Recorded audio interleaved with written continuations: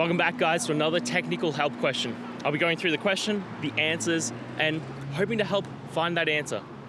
Guys, I hope you stay crazy just a little bit like me and get through and work to the solution. Now let's get started.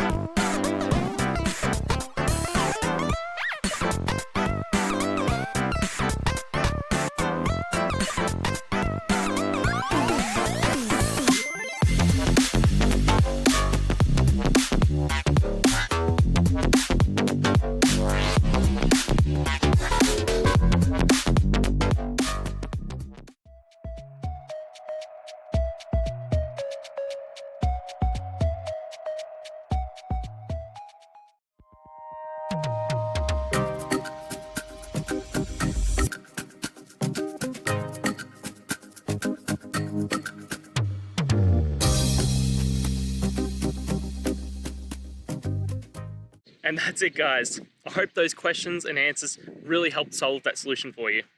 If it did, please hit subscribe. I'd really appreciate it. Now, until you need next technical video, I'll be here. Have a good one.